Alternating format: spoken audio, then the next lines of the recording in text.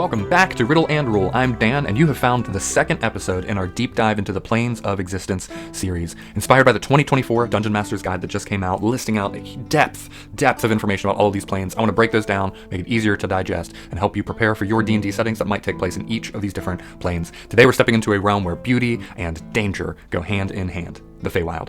If you're a Dungeon Master or a player who loves exploring magical, chaotic worlds, this is the video for you. Before we dive in, do not forget to check out my other channel, please, KingLeoDnD. In January, we're playing the suggested adventures from the new DMG, including some that just might lead into the Feywild itself, so do not miss it. I'm really excited. We're going to use the new character creation. We're going to use all of those different adventures, helping show what all is in this new DMG.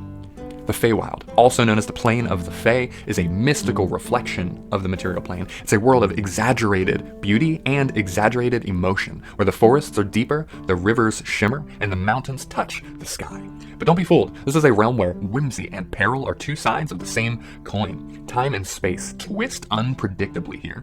And the beings who call the Feywild home, the Fey, can be as capricious as the seasons. So, what is your favorite story involving the Feywild? I want to know if you've heard of some tale D&D related or so, maybe a mischievous fairy prank or a dangerous bargain with this arch-Fey. How have you used the Feywild or experienced the Fey in your campaigns? Let me know in those comments. I'd love to hear how you've used this plane in your games.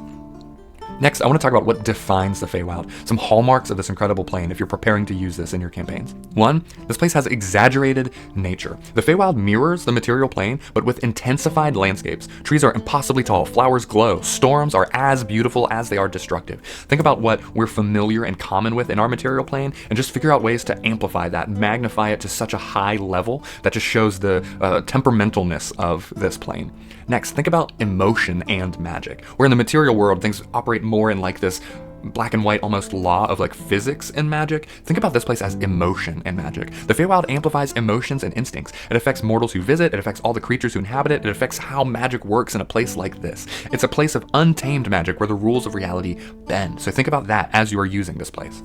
Lastly, think about chaotic time. Time flows strangely in the Feywild. A few hours there might translate to weeks or even years in the material plane, or vice versa. So use that as a tool for you. If you need to do something in your material plane where maybe a couple years pass, but you don't want to do all of that, do a trip to the Feywild where they spend a week there, but then they come back and that long time has passed. Or the other way around, they can be in the material plane for what feels like weeks and weeks, but then they go back home and it's only been a couple hours. You can play with how time works when traveling between these two planes.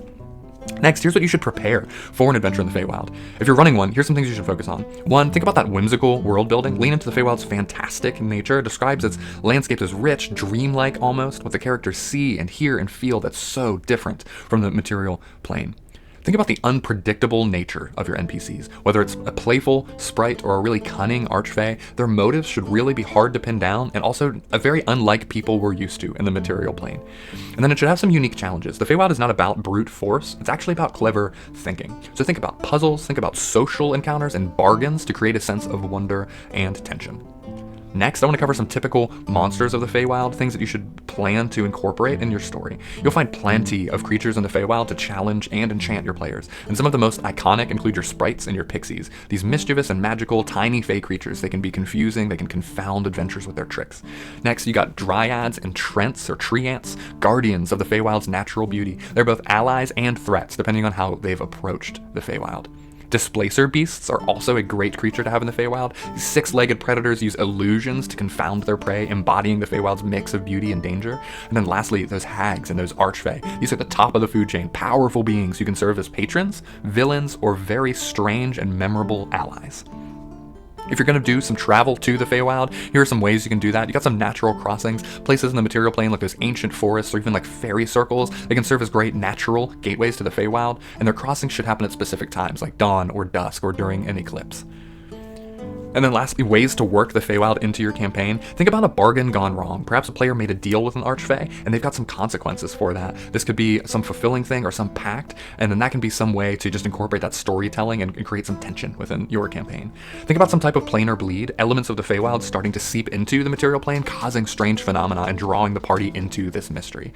Maybe the party wants to go on a wild hunt. The party could become the target of a legendary Fey hunt, forcing them to outwit or survive this pursuit of a Fey trying to hunt them down, or the other way around. around. They could maybe want to hunt down some mystical creature. Maybe they need some part of it as an aspect of some quest, or for the sake of the uniqueness of finding that creature. And then lastly, you could do some form of rescue mission. A loved one or an ally has been taken and abducted into the Feywild, and the party must navigate its dangers to bring them back.